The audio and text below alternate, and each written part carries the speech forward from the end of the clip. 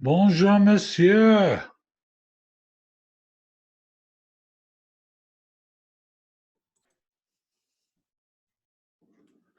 Hi, this is Jeff Altman, the Big Game Hunter, and you're either watching Job Search TV or listening to this as No BS Job Search Advice Radio. I like to spend some time periodically talking with an expert on some element of job search. That's what the show is about, right? And I've got a good one today. And folks, if you've been watching or listening to me for any length of time, you know I have a particular interest in body language. And please don't click away. I know you've seen stuff I've done before on this, but I've got a really good expert about it. And his name is Dan Hill. He's an internationally recognized expert on emotions and the founder and president of Sensory Logic, which has done market research for over half of the top 100 B2C companies in the world. And he's the author of a new book. He's got multiple ones out, but his new book is called Famous Faces Decoded. I'll have a link in the show notes so you can connect with it on Amazon. A guidebook for reading others. Dan, welcome. Thank you. Nice to be here, Jeff. So I somehow have the idea that when little boys and little girls grow up and their parents say, so what do you want to be when you grow up? Your profession's not on the list, is it? No, it is not on the list, but it did start when I was a little boy, strangely enough. My family did a reverse migration. My dad worked for 3M Company. He got assigned to a film processing plant in Italy. So we left the new world for the old world. And I landed in Naples and I looked to my left and there's a baby octopus hanging from a meat hook. And I basically said to myself, we're not in Kansas anymore, Toto. And I found myself in a country where I did not know the language. I went to Italian first grade in a fishing village. And I had a lot of free time because I could only do math units. And I was looking around trying to take in the body language, the expressions of my new classmates. And guess what? Italians have a little bit of body language. Just really? Yeah. Mamma mia. Sorry. Mamma mia. Yes. Sorry, stereotypes. Yes, but more than a little true. And that's really kind of where it started, but then it lay dormant for a lot of years. This really wasn't what I expected as a profession, but it's a great fit for me. And folks, before you fear we're in a situation that we're going to go off the deep end about body language everywhere, what we're going to do is focus in on it for you as a job hunter and some of the tells you can pick up on from an employer, as well as some of the tells you give them when you're being interviewed.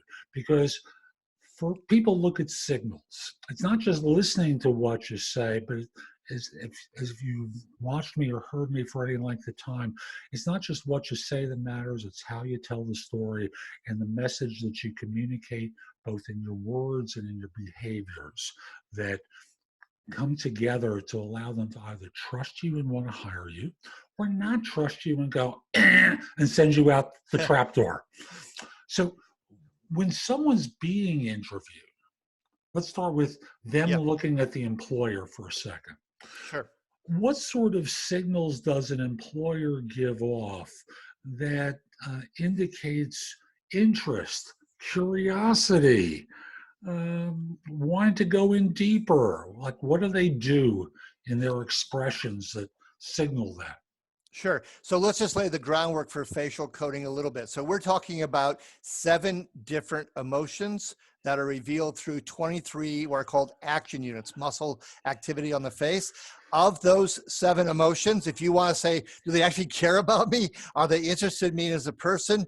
Probably 2 or 3 things are going to give that away the most of all. One is curiosity. Do they actually have an interest in who you are? When you are surprised, the eyes go wider. You are taking in information.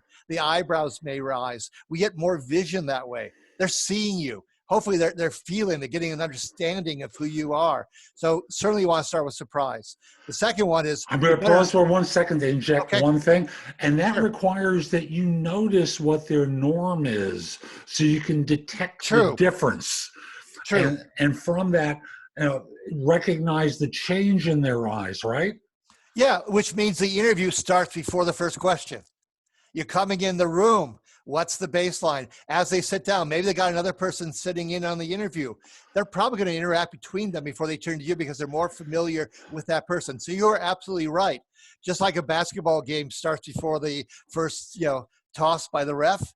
Yeah, look around, who you're dealing with. There's a lot of chance in the unguarded moments to get that baseline, which then tells you this is actually more surprise than they normally see because my answer interested them. They're leaning forward. They're paying attention. Great, thank you. I had to inject that one thing. So what was the second thing that you were diving into? Well, I'm going to look for some happiness because happiness, a smile, is not trivial. Happiness is an embracing emotion. It means they're reaching out towards you. They're approaching you. That gives you a chance to say, this is someone who's going to get their arms around me, metaphorically speaking. And that's great. The third thing, there is a third thing, is engagement level. They should actually be showing some emotions on their face. They should be motivated to be interested in you. If every answer you give them gets this really complete, deadpan, flat affect back, this may not be the person you want to spend 8 hours a day around, for the next few years of your life. And folks, if you were watching me and you're listening to this as a podcast, you would have seen me nodding my head as Dan was talking about that, because that's one of the tells employers give, is the head nod. As you're talking and you're saying something they're in agreement with, they're nodding their head, right? Yeah, because the nodding is an approach emotion, just like happiness. So a nod and a happy smile together is a 1-2 punch coming your way, but not to kill you, but to welcome you instead. Yes. Great. So those are the obvious ones for the employer side of this to indicate interest on their part. What other kinds of emotions might they share that might signal or provide a tell, to use the poker term, of their interest in you, or that you're losing them for that matter? Well, I think it's always important to say you're losing them, because I remember being in a pitch meeting for Toyota and I got the project, but at one point the key person in the room started looking down. And when a person looks down, it can be a signal of sadness, as in disappointed, as in this meeting's not really worth my time. And I'm checking out here. So sadness is the contrast, obviously, to happiness. And you're going to see sadness. You can get a little wince in the cheek, for instance. The eyes can go down. The head can go down. The corners of the mouth go down. Essentially, in the simplest terms, sadness is something is sagging. It's falling away. Happiness lifts you up. It's got a peak to it. Sadness is falling down into the ravine. You do not want to be in the ravine. You will not get hired out of the ravine. Will not happen. Agreed. And it's funny, when someone taught me the basics of NLP, neuro-linguistic programming. In NLP, eye contact and looking up was a visual person. Looking to the side was an auditory.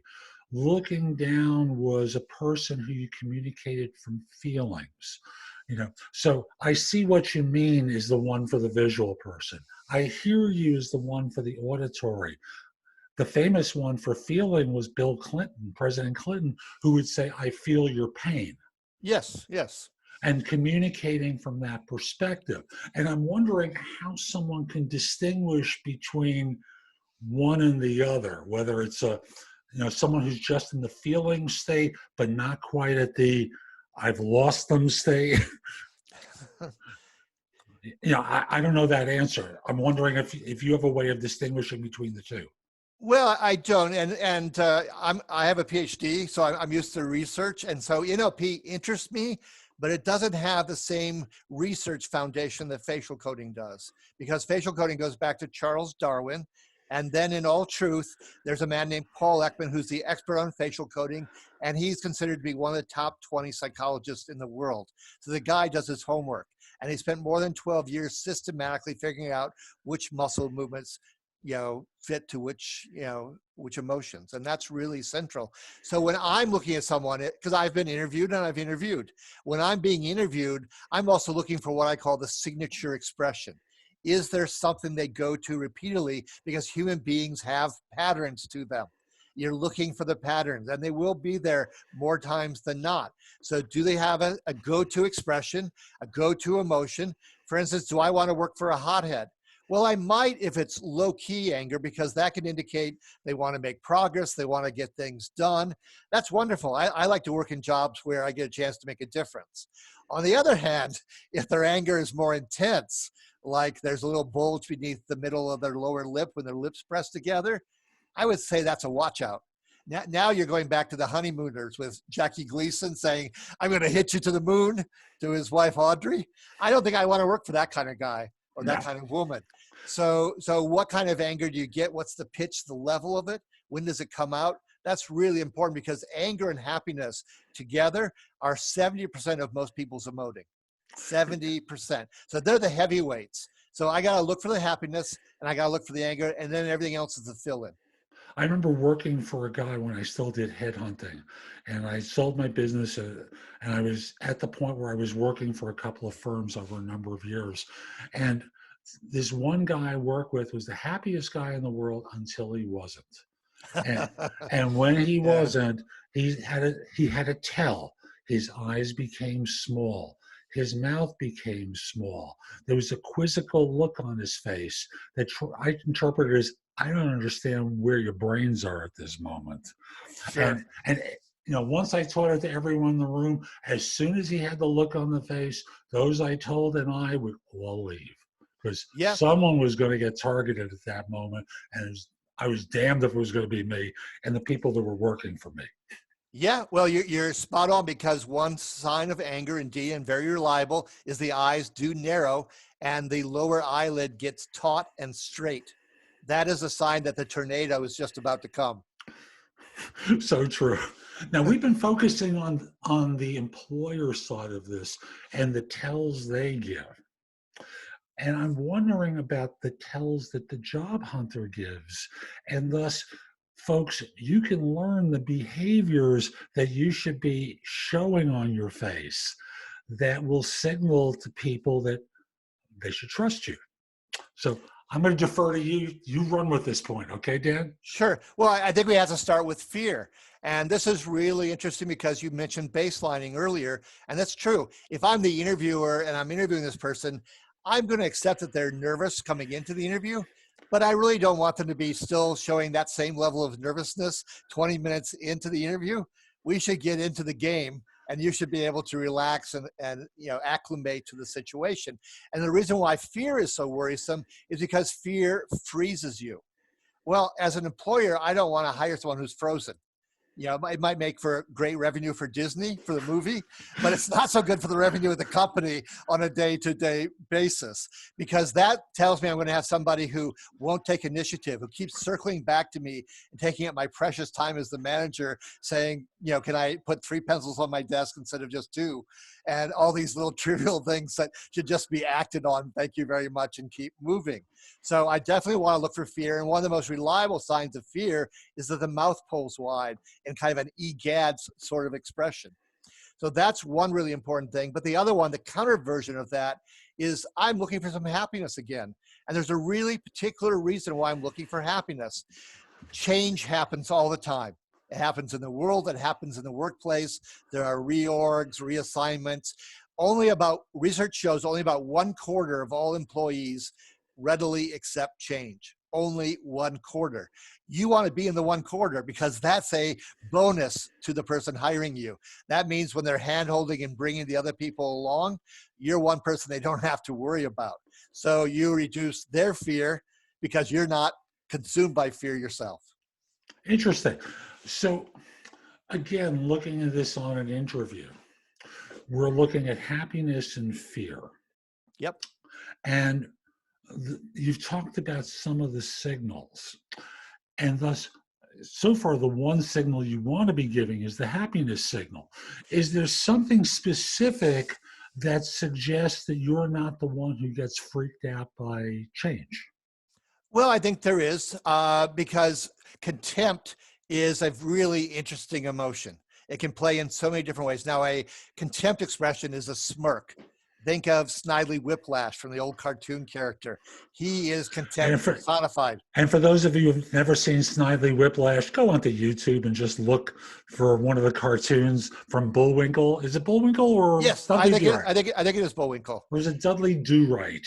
whatever. Just look for Snidely Whiplash as a YouTube video, and you'll spot what he's talking about. Yeah, and the character's name should already give you a pretty good clue as to what smirking is all about. The corner of the mouth pulls up and wide. It's a little bit of "I'm above you," and it's kind of like an odd version of a smile because there is a positive version to it, which is why you would potentially hire someone who's smirking. And the reason is they are feeling superior and confident.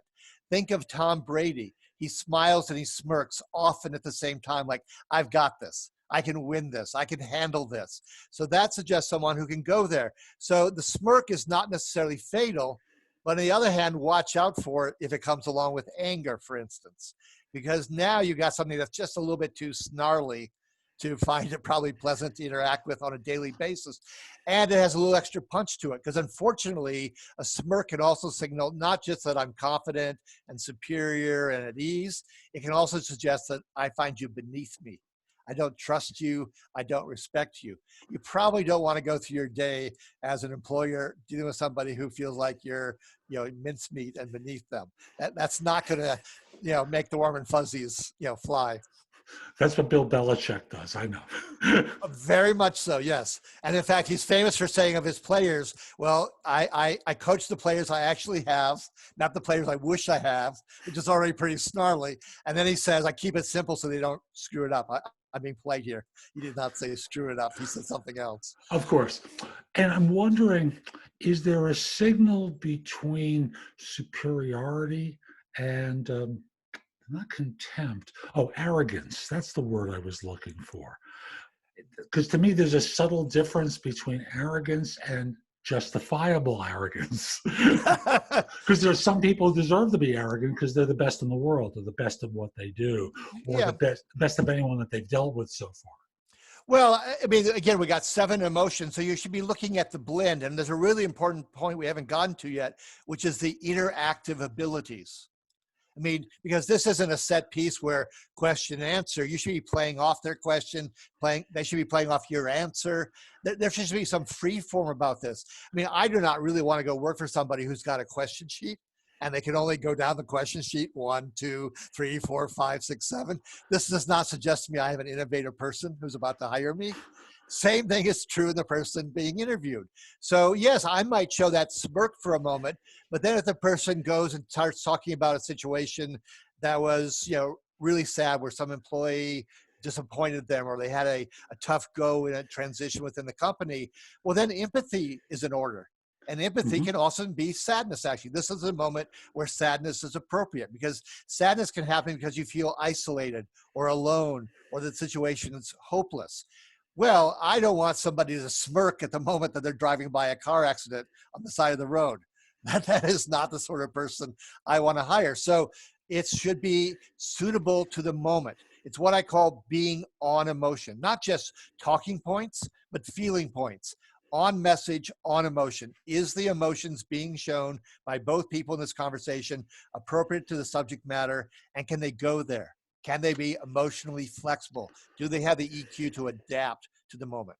EQ being emotional intelligence. Right. Yeah. Right. So in the example of a failure, when you have to do a story that relates to something that just didn't work out, I think about looking down briefly to demonstrate feeling. I think in terms of slowing speech down ever so slightly so that it suggests you're in the feelings. Is that part of... Oh, you're absolutely spot on, because sadness, when I give advice to NBA teams and who to take in the draft and so forth, I say, look out for sadness, generally speaking, because it slows you down and you want to get down the basketball court and stuff it through the hoop. On the other hand, sadness can be really good in a timeout. It can be really good in the locker room because sadness does slow you down. And the advantage, if you leverage it right, is it makes you reflect on the mistake you made so you don't make it again, and a third time and a fourth time and a fifth time. It suggests someone who's able to reflect and to take feedback, because believe me, an employer is looking for an employee who can take feedback and constructively model it, because sooner or later you're going to get to the dreaded annual employee review session. And that is going to be a moment of tension because in many ways, the person being interviewed or the employee is waiting to hear, did I get a raise? Did I get a raise? Did I get a raise? How much? But what the employer is trying to get across is these are some places where I'd like you to improve. They want you to actually reflect in that moment and be able to come back with an improved version of yourself, which might get you a bigger raise than this little paltry one you might be getting that year. And folks, I'm just going to do a slight digression, then come back to the show. If you can avoid organizations that do the annual review, try and Yes. avoid them. And let me just explain. For those of you who are married, can you just imagine going to your wife and husband and go, it's time for our review. Why don't you sit down, pour a glass of wine? It's time for me to give you the annual review. There's some things that you've done very well, but there's a lot that I think you could show improvement with. Isn't that what it feels like to be given a review? I digress. So let's go to, and the big moment's going to be, but right. And then you steel yourself. Right. So back to the emotions that get conveyed in an interview. We've covered happiness. We've covered sadness. We've covered a bunch of them so far. What haven't we gotten to yet? We haven't gotten to disgust because there are two aversive emotions, and contempt is the more toxic one because it's attitudinal. It really lingers. But disgust is a great signal for the interactive moment because disgust is the nose wrinkles, the upper lip flares. It's as if something smells bad, tastes bad. Look out for the moment in the interview where you give an answer and they just can't help it. Their gut reaction is to show disgust. Something you just said did not sit well with them, tastes bad, smells bad to them. You better pivot. You better recognize it and you better soften, pivot, make the answer you just gave that was sour a little sweeter if possible. And I'm wondering if you should acknowledge what you're picking up on. I get the idea that no, you don't agree. No, I do not think you go there. It's you just can't bring forth negatives in an interview, but you have to pick up when they've been subtly signaled to you. Yeah. Can what you do, because again, I'm exploring options in an interview. Could you say, is there a different way that I can express this for you? Or I know I'm right. What am I missing here? Well, yes, you can come back to a question to try to understand why they had their reaction, but I wouldn't go so straight as to say, you look really disgusted with my last answer. For one, they may not recognize it themselves. Yeah, because most of our emoting, this is really important, most of our emoting happens subconsciously. Our feelings happen consciously, but our emotions is a term psychologists reserve for what subconsciously happens to us. And most of the game is actually played subconsciously. The stunning statistic that caused me to get into this field was a Cornell University publication with a killer statistic that 95% of our mental activity is not fully conscious. That's the conservative estimation. It may be 98%. So even if you ask the direct question, they're either going to say, not me, or not realize it's them. Either way, you lose. I think it's much better to ask the question, to try to amend your answer, to add on to your answer. But you have to stay, the other point here is we have to stay authentic because trust is really important, obviously. And lying is not a good place to go to. And you will give away moments of discomfort on your face, obviously.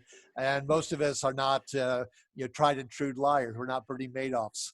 We tend to give away moments when we're lying with discomfort, among other things. Of course. Now back to the job hunter and the tells that they have. Yep. How do you detect or self-evaluate some of your behaviors so that you start taking corrective action for being on the stage? Because to me, interviewing is a performance art. Sure. Well, you mentioned Bill Clinton earlier. Well, he was really lucky in the debates in 1992 because among his good friends were Hollywood producers. So they went early to the set. They looked at the sight lines, all these things. And I'm sure Bill Clinton practiced this because I saw it on his face. It's what I call the golden blend. The golden blend is a mixture of happiness and anger. So you want the happiness because it's expansive, it's upbeat, it's nice to be around happy people, but you do actually want some anger. You don't want the over the top anger, but anger is a really important emotion because it signals that I want to make progress. I want to break through barriers. I want to be in control of my destiny. You do want to hire an employee if you're in a reasonable organization that's not wed to annual employee reviews. You want the employee who's going to actually get a chance to do something. And so that golden blend already, for one thing, signals flexibility. You're not just channeled into only one emotion, because happiness has a downside as well. Too much happiness can signal that you're kind of blasé, you're really comfortable, and you let the details go. Well, that's not so great either. So anger has some purposefulness to it, and happiness has some, I can be content and a pleasant chap to deal with, or woman to deal with. So I think of the range in the anger emotion in vocabulary as between, let's say, firm Mm-hmm. on the low end of anger to fierce on the other pole of it. Yes. Do you have, within that range of anger, is there a different vocabulary word that you can pull that might more accurately describe, let's say, Clinton, for those? Well, I think the thing you should really be looking for among because there's more signals for anger on the face than any other emotion. Sadness is second. So the thing I think you really want to look for is that they're focused, they're concentrated, and the way you see that is the eyebrows pinch together and they lower. Now, if that comes along with the eyes narrowing or the mouth getting a horizontal funnel, like, the dog's just had the bone taken away from it, that's the angers that you don't want to go to. But think of Tom Hanks. Tom Hanks does that pinched eyebrow, paying attention look really well. It's very, endemic to who he is as a person. He's careful on the script. He memorizes it. He comes ready to deliver. And I think that's a good sign. That's a good version of anger. President Obama had his version of that too, where clearly when he was unhappy, unhappiness for him translated into beyond annoyance, it became anger as well. It did, because what he showed was that the chin pulled upwards. And he got to that, thanks to Mitch McConnell, if we're going to go into politics just a little bit, he felt really stymied by the Senate. And he got to a point where actually, you get muscle memory. And over time, if you show an expression over and over, especially if you show it intensely, it literally changes your face. And so Obama got to a point where the muscles in his, below his mouth and above his chin bone, they got stretched. He got this little bubble of frustration that would show because the frustration was so intense. So that upward push is actually anger, disgust, and sadness all at the same time. And over the 8 years, actually, but it was already there by 3 or 4 years, that really welled into something. It made the muscles looser, more bubbly. It was kind of grotesque to look at. Sadly, it was Beltway gridlock manifested right on his face. So true. So what haven't we covered yet that we really need to, Dan? Well, I think we should go to lying, because now there is no lying muscle in the face. If there's a God, he or she didn't make it quite that simple to give it away, but there are some tells you should look for. So obviously one is fear. The mouth posed wide, they're losing all eye contact with you. They give off a signal they'd like to be any place other than in that room at that moment. So that's the kind of the obvious one.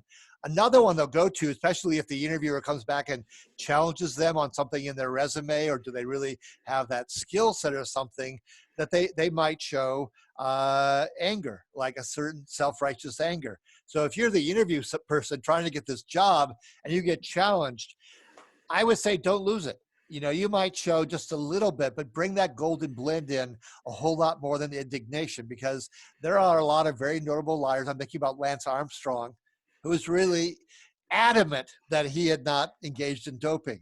Well, it wasn't true, of course. So that's another one to worry about. The smile. There is a rhythm to all expressions to tell you whether or not they're genuine. It should be like a wave that gathers and breaks on the shore. So with a smile, and you can practice this yourself or look in a mirror, but the way a smile really works, if it's truly a smile, is that it has this upswing, but it's not such an upswing like it's a light bulb going off. That's just too much too quick. Does it go on for too long? Is it the Energizer Bunny of social smiles? A true smile will last about 2 to 3 seconds. If someone laughs or smiles longer than that, there's a really good chance they're brown nosing you. So that's Ooh. not believable. And the last thing is this: the smile just drops off the face. It's what I call the guillotine smile. It's just done, gone. So it should gather like a wave, break, and let go. So that's another one that's really important. Another one to worry about is people try to go to poker face. They try to act totally camouflage mode, like I'm not going to show anything because anything I show will reveal that I'm actually not being honest. So they should stay relaxed enough to be animated and still in the game. Dropping out of the game is not comfortable. So I would say all the 4 of those are very much to be kept in mind. Oh, and one more, contempt. Sometimes people will smirk at themselves for giving an answer they don't believe in, don't trust, and or they might show because I believe they don't really respect the person asking the question, like, you don't deserve the truth, so I'm not going to bother to give it to you, and you're not smart enough to figure out that I'm not giving you the truth. So there are 5 different things that can happen with different people, and each of them, you have to keep them in play, all of them. Jack Nicholson, A Few Good Men. You can't handle the truth.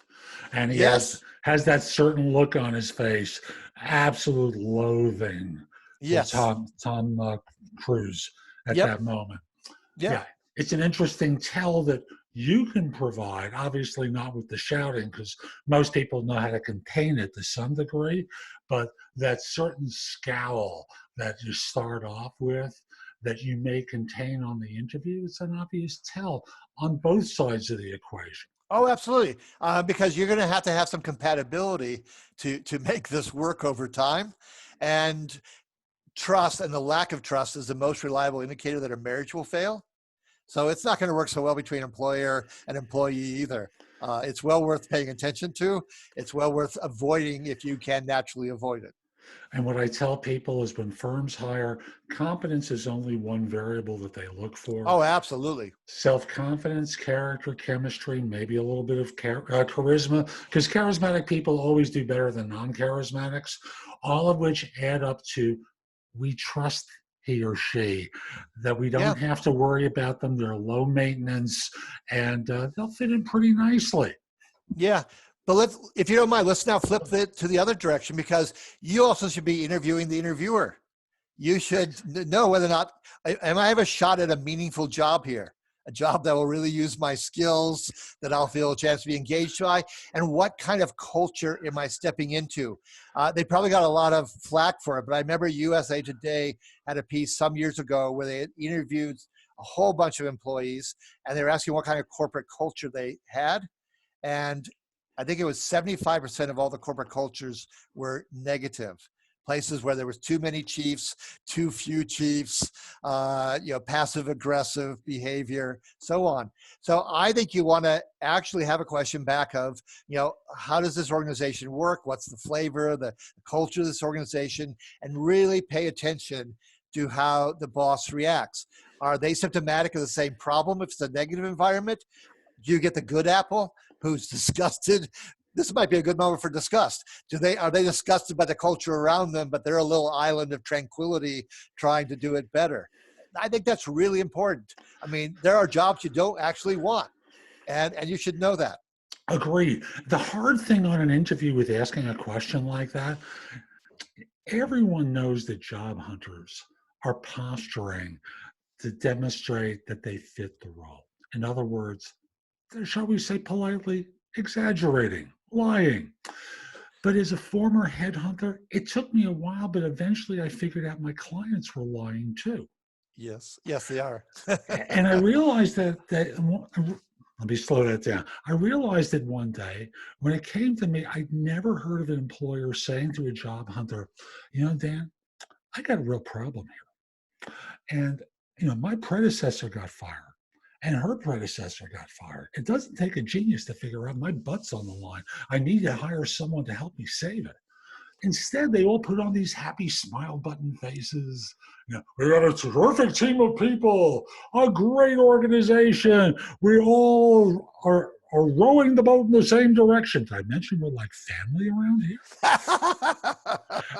And unfortunately, it's the family in the Thanksgiving movies that everyone is at Yes. one another's lungs. So it's hard to really detect it without. But I have some suggestions actually. Good. So one is the CEO tends to set the culture in the environment. I mean, to a pretty substantial extent.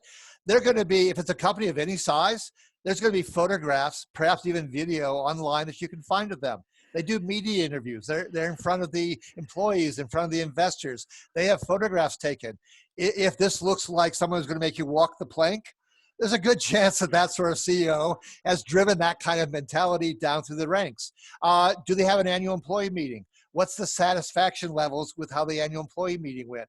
When I was at a major utility, I was in charge of the annual employee meetings. I changed the whole format. What I discovered to my delight is that even though the CEO had a real hard ass kind of reputation, he had a droll, he was from Maine, he had a droll New England kind of sense of humor, but he really had a good sense of humor.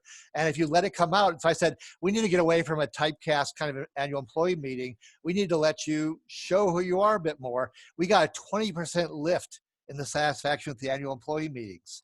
And I did that because I interjected some innovation to it. So I think that's a possibility. Do they have a annual employee magazine besides one for the investors? Ben and Jerry's has an annual employee magazine. That tells you something about the company, that they would take time to celebrate the employees besides just saying to the investors, you made some more money with your stock dividend this year. So I agree with you that you get a lot of BS answers and a lot of papering over, but I think there are some avenues that are polite enough that you can still pursue some of them on your own and some of them potentially in the interview. At least it signals to the person hiring you that you do care about the environment you're stepping into, and it might show you've done a little bit of homework, and that's never bad. And you'll notice, folks, these are indirect ways of gaining information, not a Yes. direct way. If you Yeah. go indirectly, you're at risk of what I was talking about. If you go in an indirect way and look for the behavior of the institution when no one's looking, in effect, you find out more of the truth. Yeah, there's a wonderful line from Emily Dickinson, the poet. It said, "Tell the truth, but tell it slant, lest everyone go blind." The perpendicular head-on assault saying, isn't this an awful place to work? I've heard that from other people. I don't think it's going to go a long ways. You're not going to learn a whole lot more, but you will learn that you're not going to be hired. That's the only thing you're going to truly learn from that kind of attempt. Dan, this is fabulous. Thank you. How can people find out more about you, the book, and other things that you're involved with?